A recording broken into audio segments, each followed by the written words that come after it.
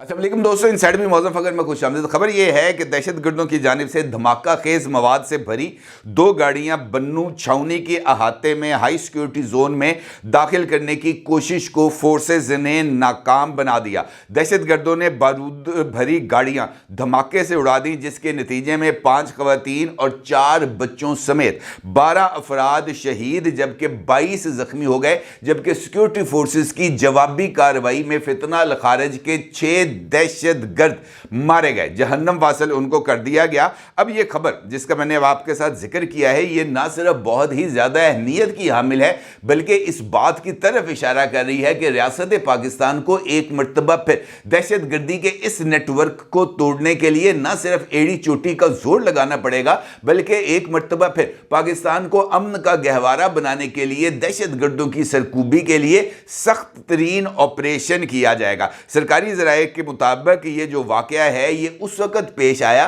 جب افطاری کے چند لمحوں کے بعد 2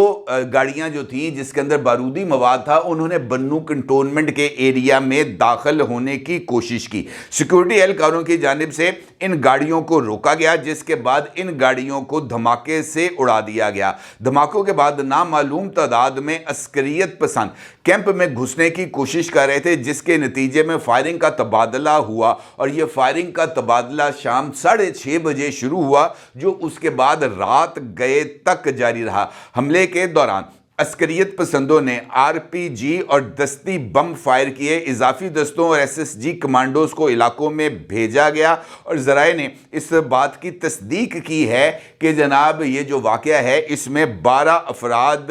شہید ہو چکے ہیں، جن میں سیکیورٹی اہلکاروں کے تقریباً 10 افراد ہیں جن کے بارے میں یہ اطلاع دی جا رہی ہے کہ وہ زخمی ہوئے ہیں۔ زخمیوں کو DHQ ہاسپٹل میں منتقل کر دیا گیا ہے اور دیگر لوگوں کو مختلف CMHs میں بھی جو ہے وہ منتقل کیا گیا ہے۔ ذرائع کے مطابق کالا دم حافظ گل بہادر گروپ کے ایک دھڑے جیش فرقان محمد نے سوشل میڈیا پر حملے کی ذمہ داری قبول کی ہے، تاہم اس دعوے کی آزادانہ طور پر تحقیق تصدیق نہیں ہو سکی۔ اطلاعات کے مطابق دھماکوں کی شدت کے باعث آس پاس کے کئی گھروں کی چھتیں اور دیواریں منہدم ہو گئیں، جس کے نتیجے میں یہ جو ہلاکتیں ہیں ہمارے سامنے آئیں۔ مسجد کے قریب یہ جو بارود سے بھری ہوئی گاڑی تھی، اس کے دھماکے کے نتیجے میں داخلی دروازے سے جو کہ چھاؤنی کا تھا اس سے متصل مسجد منہدم ہو گئی اور متعدد نمازی بھی مبینہ طور پر ملبے تلے دب گئے۔ ملبے سے انہیں نکالنے کے لیے امدادی کارروائیاں بھی رات گئے تک جاری رہیں۔ اب یہ جو واقعہ ہے یہ نہ صرف بہت زیادہ اندھوناک ہے بلکہ اس بات کی طرف اشارہ کر رہا ہے کہ دہشت گردی کا وہ سپیکٹرم جس کے بارے میں chief of army staff general Asim Munir صاحب نے آج سے 2 دن پہلے بہاولپور کے دورے کے موقع پر طلبہ و طالبات کے ایک سیشن سے انہوں نے شرکت کی تھی۔ وہاں پر انٹریکٹیو سیشن میں آرمی چیف کی طرف سے مختلف سوالات کے جوابات بھی دیے گئے تھے اور ان کی طرف سے ریاست کے موقف سے اسٹوڈنٹس کو آگاہ بھی کیا گیا تھا۔ اس تقریب میں آرمی چیف کی طرف سے اس بات کا برملا الفاظ میں اظہار کیا گیا تھا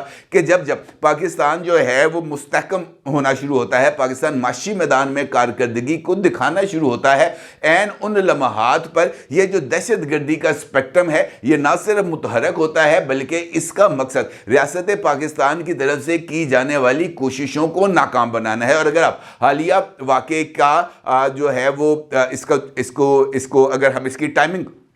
کو دیکھیں تو یہ ٹائمنگ بہت زیادہ اہمیت کی حامل ہے، کیونکہ ایک جانب پاکستان کے اندر چیمپئنز ٹرافی جو کہ کرکٹ کا ایک بہت بڑا ٹورنامنٹ ہے اور طویل عرصے کے بعد پاکستان میں امن و امان کی صورتحال کو بہتر ہونے کے بعد یہ ICC کا پہلا ریکگنائزڈ ٹورنامنٹ تھا جو پاکستان میں ہوا تھا سری لنکن واقعے کے بعد۔ اور اس کے ساتھ ساتھ IMF جو کہ پاکستان کے دورے پر ہے، ان کا جائزہ مشن جس نے اس بات کا جائزہ لینا ہے کہ اگلے جو کوارٹر ہے اس کے لیے پاکستان کے لیے 1 ارب 10 کروڑ ڈالر کی اس نے امداد جاری کرنی ہے، اس کے لیے انہوں نے جائزہ لینا ہے۔ اور جائزے کے لیے جو اس وقت تک کی اطلاعات ہیں وہ آلموسٹ تمام انٹرنیشنل ریٹنگ ایجنسیز جو ہیں وہ پاکستان کی اکانومی کے اوپر نہ صرف جو ہے اعتماد کا اظہار کر رہے ہیں بلکہ وہ یہ مان رہے ہیں کہ پاکستان اب ڈیفالٹ کے خطرے سے نکل آیا ہے اور اب استحکام کی طرف جا رہا ہے۔ اب یہ بات سب کو معلوم ہے کہ امن امان ہو یا بحران، سیاسی بحران ہو، یہ ایسی دو صورتحال ہے جس کے نتیجے میں اکنامک ایکٹیویٹیز برے طریقے سے متاثر ہوتی ہیں۔ جس ملک میں امن نہیں ہوگا اس ملک میں سرمایہ نہیں آئے گا، سرمایہ کار نہیں آئے گا تو وہاں پر انڈسٹریلائزیشن نہیں ہوگی، انڈسٹریلائزیشن نہیں ہوگی تو وہاں پر ڈیولپمنٹ نہیں ہوگی، ڈیولپمنٹ نہیں ہوگی تو وہاں پر جابز اپرچونٹیز کریٹ نہیں ہوں گی، جس کے نتیجے میں جو معیشت ہے وہ نہ صرف دباؤ کا شکار آئے گی بلکہ معیشت ادھار لینے پر مجبور ہو جائے گی، اور یہی وہ وشیس سائیکل ہے جس کے اندر پاکستان برے طریقے سے جکڑا جا چکا ہے۔ اب اگر ہم نے اس وشیس سائیکل کو توڑنا ہے تو اس کے لیے دو اقدامات بہت زیادہ ضروری ہیں۔ نمبر ون، پاکستان کے اندر بات کے اوپر ہنگامہ آرائی کر کے سیاسی بحران کو کریٹ کرنے کی کوشش نہ کی جائے، جس طرح ہم نے ماضی میں دیکھا کہ جناب عمران خان کے کان کے اوپر چونٹی نے کاٹ لیا تو اسلام آباد پر چڑھائی کا ہم نے مناظر دیکھے۔ عمران خان کی رہائی کی جو ضمانت کی درخواست تھی وہ مسترد ہو گئی تو جناب چلو اسلام آباد چلو، ڈی چوک پر بیٹھیں گے، وہاں پر دھرنا دیں گے۔ مقصد کیا تھا؟ مقصد یہ تھا کہ پاکستان استحکام کا شکار نہ ہو اور پاکستان ڈیفالٹ کر جائے، اور اس مقصد کے لیے جو ہر ایک جو فریق تھا اس نے اپنا جو ہے نا عمران خان نے اس کے ساتھ ہاتھ ملایا۔ اب بھی اگر ہم دیکھیں تو یہ جو واقعہ ہے دہشت گردی کا، اس کو بھی اسی پرسپیکٹو میں لینا چاہیے، کیونکہ جیسے جیسے پاکستان اس ریجن میں موجود دیگر قوتوں کے ساتھ مل کر آگے بڑھنے کی کوشش کر رہا ہے۔ طویل عرصے کے بعد پاکستان کے چائنا کے ساتھ تعلقات جو عمران خان صاحب کے دور کے اندر خراب ہوئے تھے وہ نہ صرف بحال ہوئے ہیں بلکہ حالیہ دورہ چین کے اندر جو چائنیز پریزیڈنٹ تھے، پریزیڈنٹ شی، انہوں نے پاکستان کی معاشی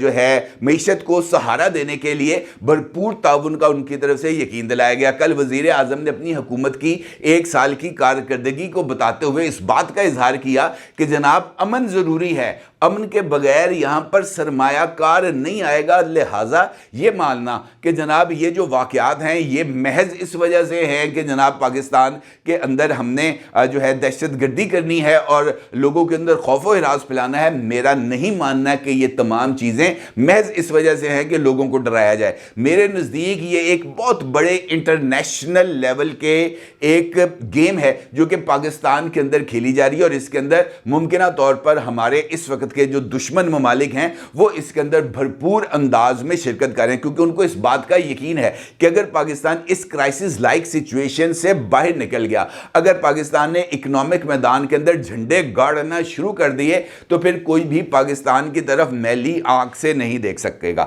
اب یہ جو واردات ہے اس کے حوالے سے چند روز پہلے بھی میں نے مختلف جو سوشل میڈیا پوسٹ ہیں جہاں پر مختلف حساس انفارمیشن کو شیئر کیا جاتا ہے آفیشلی یا ان آفیشلی، وہاں پر اس بات کا میں نے دیکھی تھی ایک فوٹیج جہاں پر جو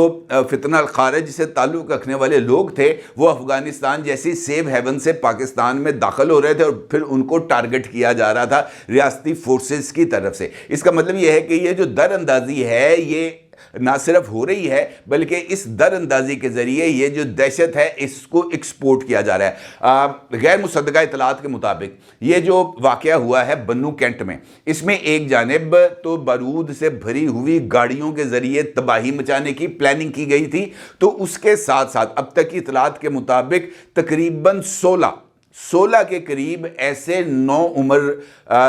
بچے تھے جن کو خودکش جیکٹیں پہنا کر بنو کنٹونمنٹ کے اندر داخل کیا گیا تھا، یعنی یہ 16 خودکش بمبار تھے جنہوں نے اس تباہی کے اندر حصہ ڈالنا تھا، جن میں سے اکثریت جو ہے وہ اس سے پہلے کہ وہ پھٹ جاتے ان کو مار دیا گیا۔ اس کا مطلب یہ ہے کہ بنو ایک بہت بڑی تباہی سے بچ چکا ہے، اور اس کی وجہ ہماری ریاستی فورسز کا چوکس ہونا، الرٹ ہونا اور خطرے کو بھانپتے ہوئے فوری کارروائی کرتے ہوئے اس صورتحال کو کنٹرول میں لینا تھا، کیونکہ ادروائز جس طریقے سے میں نے آپ سے گزارش کی یہ ایجنڈا جو کہ دشمنوں نے تیار کیا تھا یہ اگر پائے تکمیل تک پہنچ جاتا تو بنو کے اندر خوفناک تباہی مچتی۔ تباہی تو اب بھی ہوئی ہے اور یہ تباہی بھی افسوسناک ہے، لیکن اگر یہ واقعہ آگے بڑھتا تو اس سے زیادہ اور خطرات لاحق ہو سکتے تھے۔ اب اطلاعات یہ ہیں کہ ریاست پاکستان نے اس ساری صورتحال پر نہ صرف سخت نوٹس لیا ہے بلکہ ممکنہ طور پر جو ہے وہ اس کا جواب دیا جائے گا، اور بہت جلد جواب دیا جائے گا، بھرپور طاقت سے جواب دیا جائے گا، اور وہ تمام مقامات جہاں پر یہ دہشت گردی کی نرسریز موجود ہیں اور وہاں پر دہشت گردوں کو تیار کر کے پاکستان میں ایکسپورٹ کیا جا رہا ہے، ان کو نشانہ بھی بنایا جائے گا، اور ان کو عبرت کا نشان بنا کر ان تمام فیسیلیٹیٹرز کو واضح طور پر پیغام دیا جائے گا کہ انف از انف۔ میرا خیال ہے کہ ریاست کو اب اس حوالے سے نہ صرف ٹھوس اقدامات لینے ہیں، بلکہ پاکستان کے اندر امن و امان کو یقینی بنا کر پاکستان کو سرمایہ کاروں کے لیے ایک سیف ہیون بھی بنانا اس وقت کی اسٹیبلشمنٹ اور ریاست کی سب سے بڑی ذمہ داری ہے۔ اپنی رائے کا ضرور اظہار کیجیے گا۔ آپ کا بہت شکریہ۔ اللہ حافظ۔